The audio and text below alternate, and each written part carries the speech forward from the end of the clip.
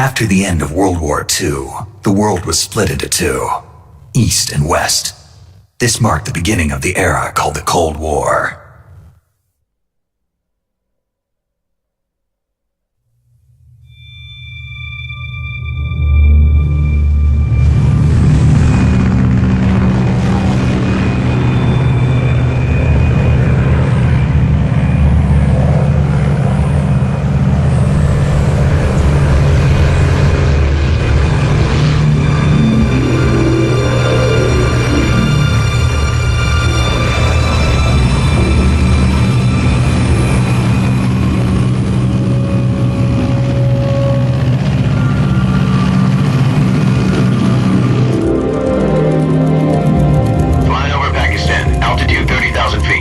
Approaching Soviet airspace.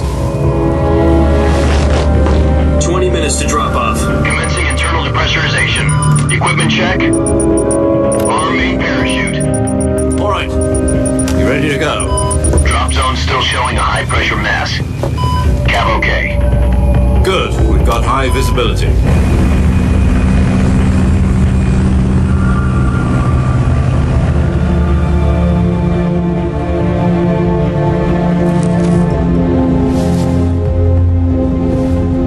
Cigar. Connecting oxygen hose to interior connector. Put on your mask.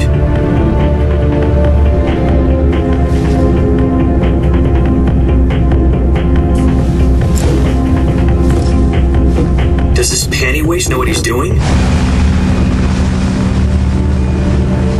Approaching release point. 10 minutes to drop off. Hey, are you deaf?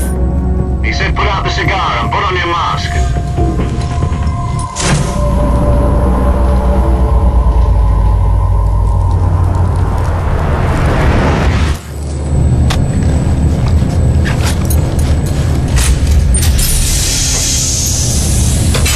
Depressurization complete.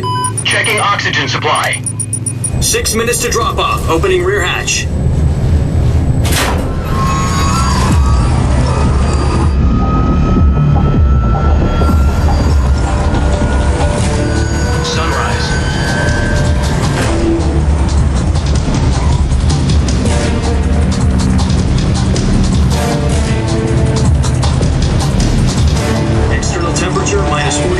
Celsius. 2 minutes to drop off. Stand up. You'll be falling at 130 miles per hour. Try not to get frostbite from the wind chill. 1 minute to drop off. Move to the rear. Activate the honor bottle. This is one for the history books. The world's first halo jump. 10 seconds to drop off. Stand by. Status okay, all green. Prepare for drop-off. Countdown. 5, 4, 3, 2, 1. Spread your wings And fly. God be with you.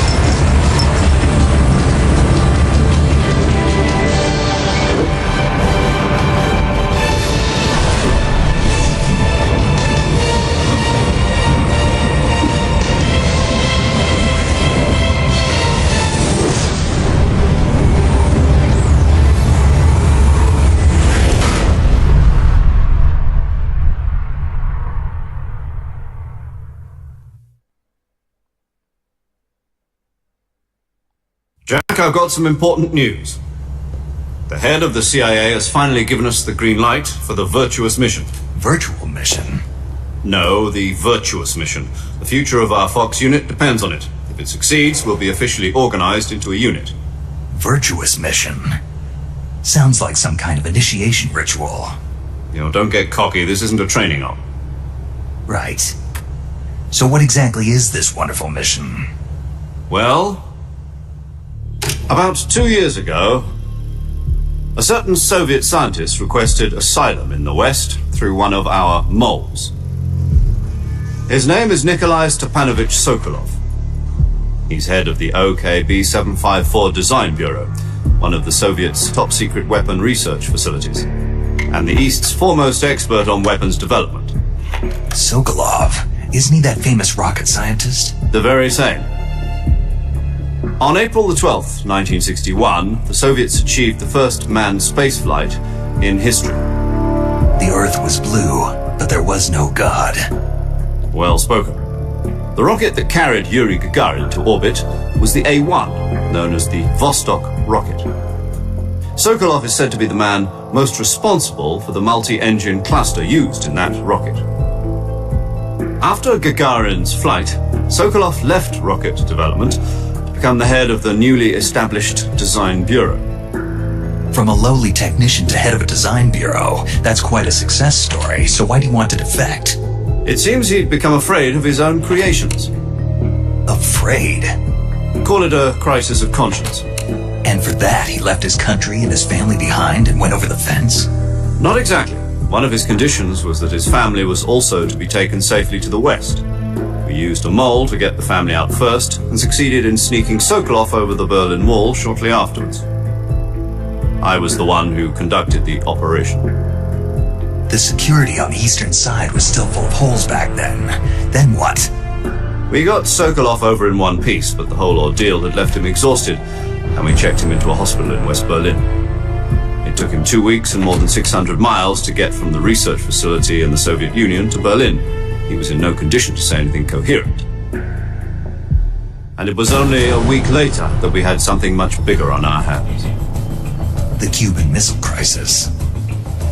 October the 16th, 1962, President Kennedy received word that the Soviets were in the process of deploying intermediate-range ballistic missiles in Cuba. The President demanded that the Soviets dismantle and remove the missiles. At the same time, he announced a naval blockade to prevent further missile shipments from reaching Cuba.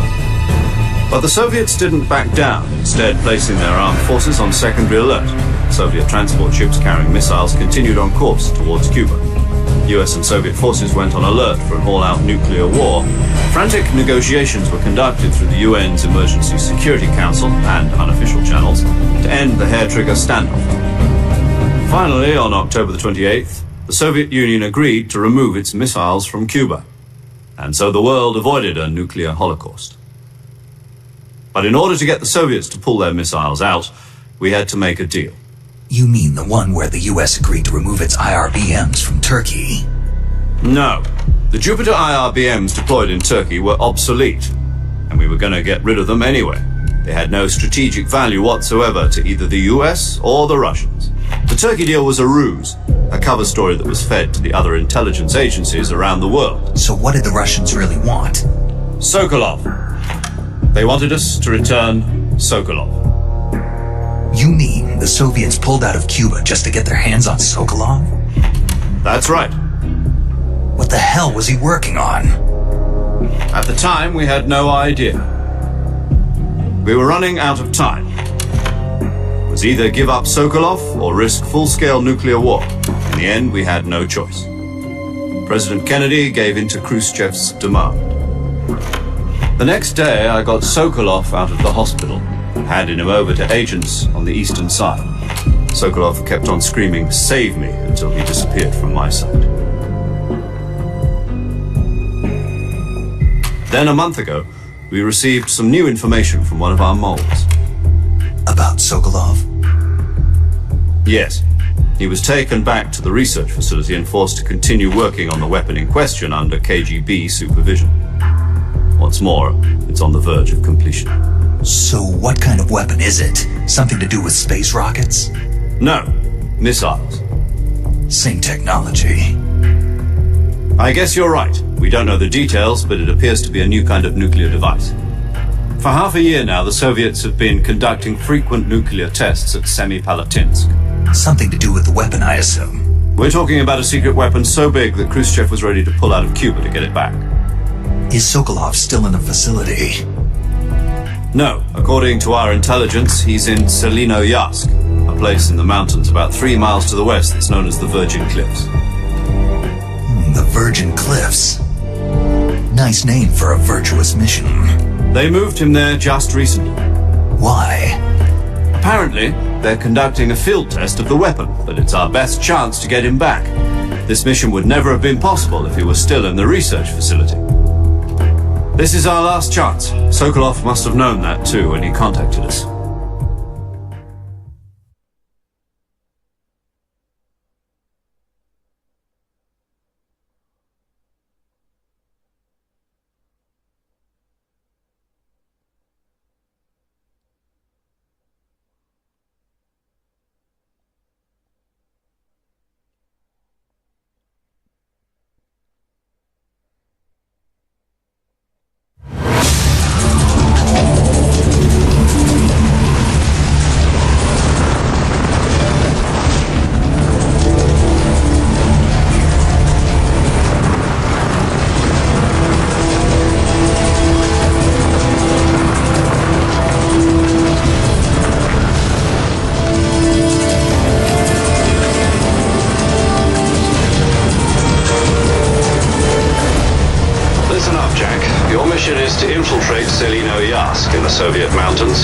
Safety of Sokolov and bring him back to the west.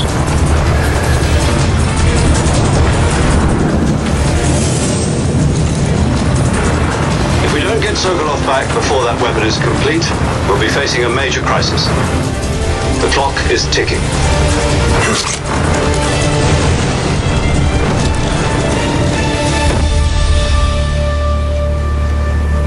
Once we've confirmed the rescue of Sokolov, stand by at the recovery point. A recovery balloon will be dropped at that point. Helium will be pumped into the balloon to inflate it. The process takes about 20 minutes.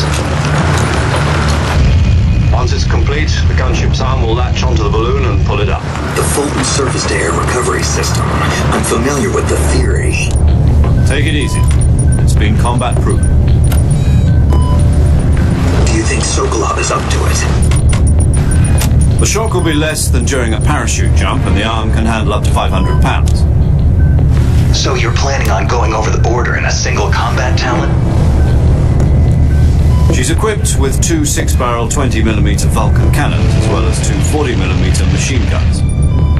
Sounds like she could hold her own against a battalion of tanks. Even with the fuel in the reserve tank, we're facing a 4-hour time limit. If all goes well, it shouldn't take more than a few hours. Home in time for dinner. But if anything goes wrong, you'll be eating dinner, breakfast, and all the rest of your meals in the jungle.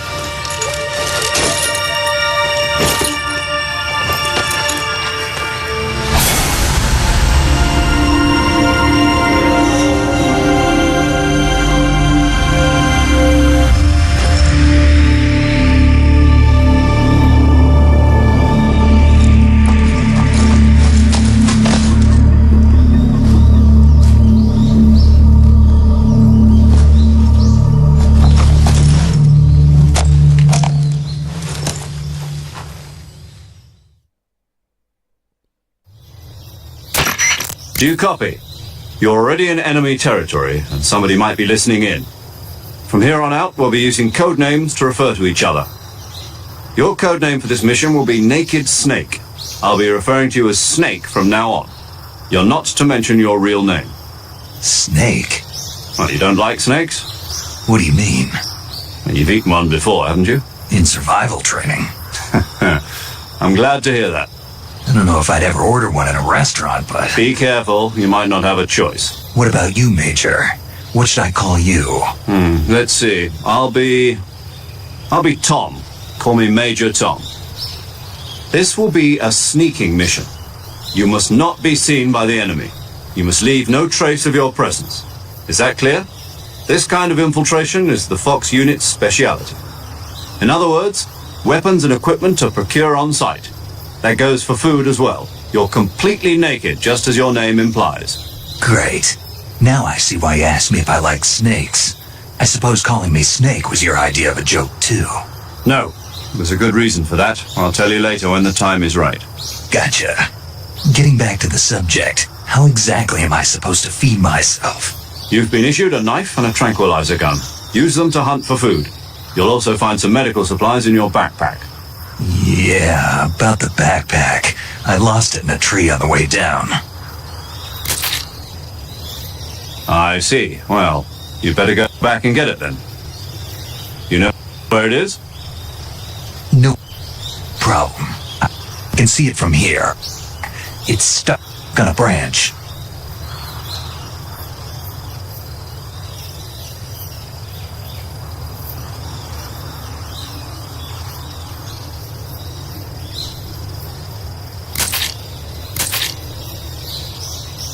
To climb a tree, stand in front of a tree that's covered in ivy and press the action button.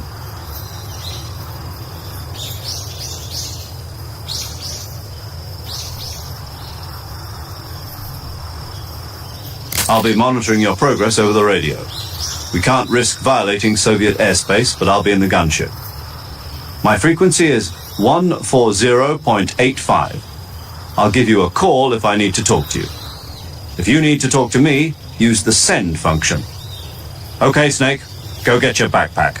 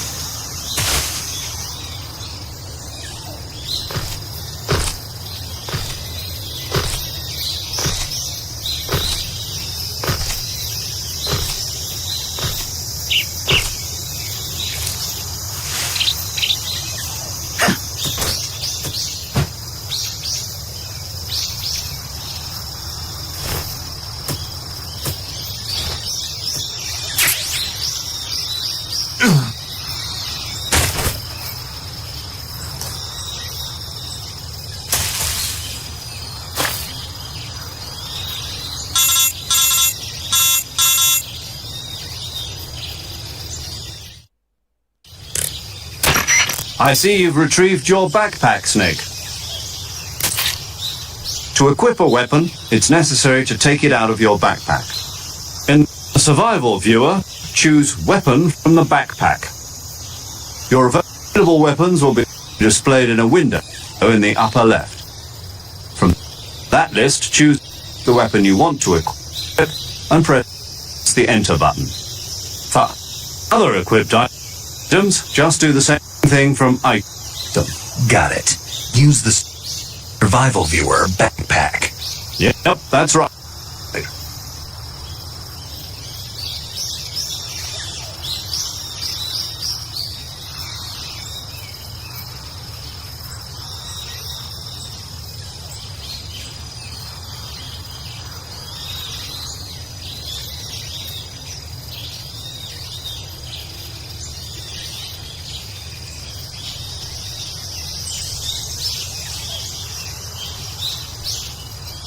Survival is fundamental to this mission.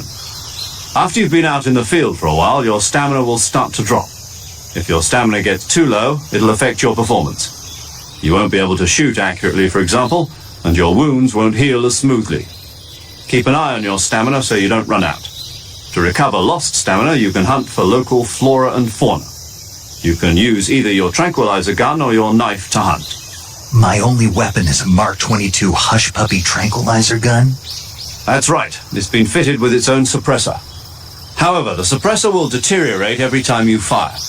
Once its durability reaches 0, the noise suppression effect will be gone. So don't get too trigger happy with it. The suppressor's durability is shown in the icon.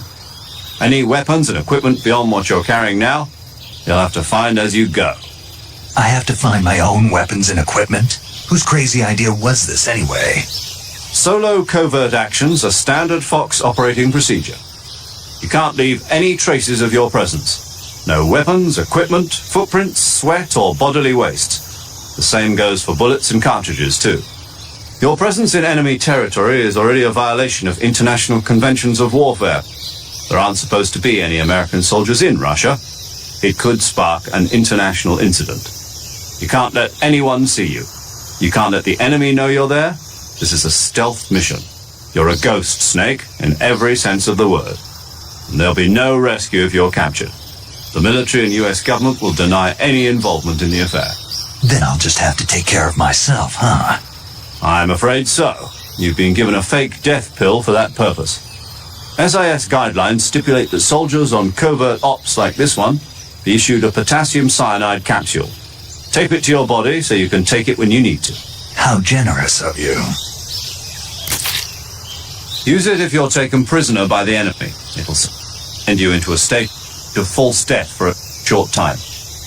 Fooling them into thinking that I'm really dead. Oh, how do I come back to life? Just take the revival pill. You mean that thing they put in my tooth before the mission? That's the one. But be careful. If you remain in a state of false death for too long, nothing will be able to bring you back. Remember that.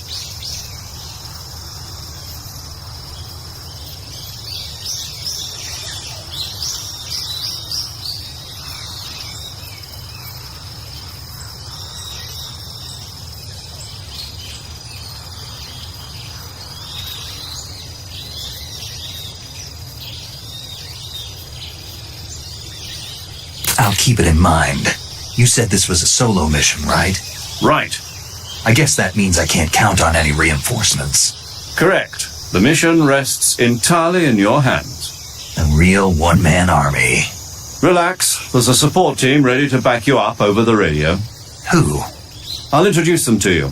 This time, survival is of utmost importance. The first member of the support team will be in charge of monitoring your physical condition, acting as a medic, so to speak, as well as recording your mission data. She's a member of Fox as well, and she's here on the gunship with me. She? Hello, Snake. I'm paramedic. Nice to meet you. Paramedic. As in a medic who comes in by parachute. Aren't you going to tell me your real name? Are you going to tell me yours, Mr. Snake? My name, huh? It's John Doe. And they call you Jack for short. You're a regular Captain Nemo. A name means nothing on the battlefield. After a week, no one has a name. What's your name? Jane Doe. Very funny. I wasn't joking, but I'll tell you my name only if you manage to make it back alive. My frequency is 145.73. She's also in charge of recording your mission data. Whenever you want to save, send a message over the reserved save frequency, 140.96. So saving lets me record my mission data. That's right. It also records the state of your health. Good to know. There's one more person I want to introduce you to, Snake. Huh? Speaking of snakes, you remember the boss, don't you? A legendary soldier and your mentor. Actually, it was the boss that got the DCI's authorization in the first place. She's going to be serving as Fox's mission advisor. The boss is? She also helped me plan this mission. She and I were at SAS together. Jack, is that you? How many years has it been? Boss? That's right. It's me. Oh. Talk to me. Let me hear your voice. It's been 5 years, 72 days, and 18 hours. You've lost weight. You can tell just by the sound of my voice. Of course I can. I know all about you. Really? Well, I don't know anything about you. What's that supposed to mean? Why'd you disappear on me all of a sudden? I was on a top secret mission. You didn't need me anymore. But there were still so many things I wanted you to teach me. No, I taught you everything you needed to know about fighting techniques. I taught you all I could. The rest you needed to learn on your own. Techniques, sure. But what about how to think like a soldier? How to think like a soldier? I can't teach you that. A soldier needs to be strong in spirit, body, and technique. And the only thing you can learn from someone else is technique. In fact, technique doesn't even matter. What's most important is spirit. Spirit and body are like two sides of a single coin. They're the same thing. I can't teach you how to think. You'll just have to figure it out for yourself. Listen to me, Jack. Just because soldiers are on the same side right now doesn't mean they always will be. Having personal feelings about your comrades is one of the worst sins you can commit. Politics determine who you face on the battlefield. And politics are a living thing. They change along with the times. Yesterday's good might be tomorrow's evil. Is that why you abandoned me? No, it had nothing to do with you. I already told you, Jack. I was on a top secret mission. A soldier has to follow whatever orders he's given. It's not his place to question why. But you are looking for a reason to fight. You are a natural-born fighter, but you're not quite a soldier. A soldier is a political tool, nothing more. That's doubly true if he's a career soldier. Right and wrong have no place in his mission. He has no enemies and no friends. Only the mission. You follow the orders you're given. That's what being a soldier is. I do whatever I have to get the job done. I don't think about politics. That's not the same thing. Sooner or later, your conscience is going to bother you. In the end, you have to choose whether you're going to live as a soldier or just another man with a gun. There's a saying in the Orient, loyalty to the end. Do you know what it means? Being patriotic. It means devoting yourself to your country. I follow the president and the top brass. I'm ready to die for them if necessary. The president and the top brass won't be there forever. Once their terms are up, others will take their place. I follow the will of the leader, no matter who's in charge. People aren't the ones who dictate the missions. Then who does? The times. People's values change over time, and so do the leaders of a country. So there's no such thing as an enemy in absolute terms. The enemies we fight are only enemies in relative terms, constantly changing with the times. As long as we have loyalty to the end, there's no point in believing in anything, even in those we love. And that's the way a soldier's supposed to think? The only thing we can believe in with absolute certainty is the mission, Jack. All right, but do me a favor. What is it? Call me Snake. Snake. Oh, right. Your codename is Snake. It suits you well. That's right. The legendary unit that the boss put together during World War II was a snake.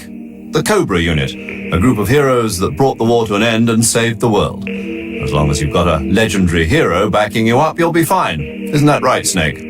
Yeah, I can't think of anyone else I'd rather have with me. Oh, and one more thing, boss. Yes? It's good to hear your voice again. Same here. After all, who knows if either of us will make it out alive? Snake, you are always best at urban warfare and infiltrating buildings. But this is the jungle. Survival is going to be key. Those CQC techniques I taught you are sure to come in handy. CQC? Close quarters combat, huh? I've been in the Green Berets for the past few years. I'm probably pretty rusty. Not to worry. I'll be here to help you remember. After all, this is your first actual survival mission. I'll be supporting you over the radio. Where are you, boss? Next to the Major? The boss is communicating with us by radio from aboard a Permit-class submarine in the Arctic Ocean. My frequency is 141.80. Call me if you need my advice on battle techniques. Gotcha. Your mission is to retrieve Dr. Sokolov.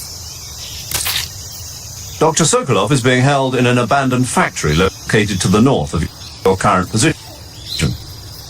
Avoid heavy combat and don't let anyone see you. Don't forget that this is a stealth mission.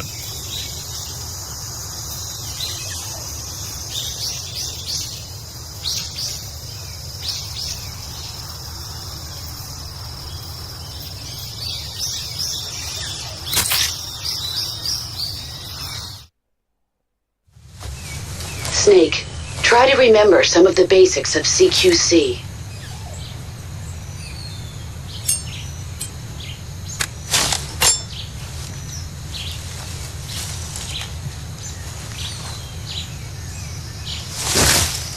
Commencing virtuous mission now.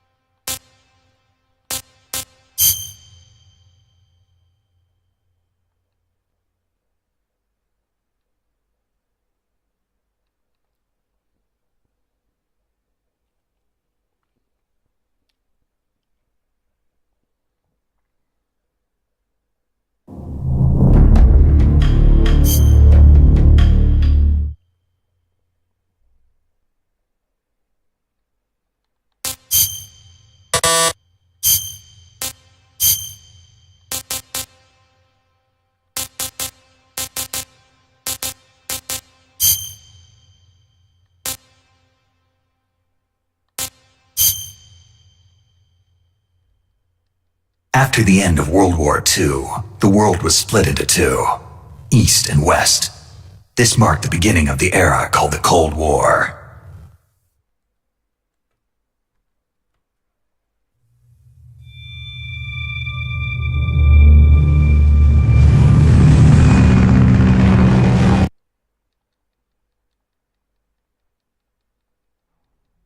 Jack?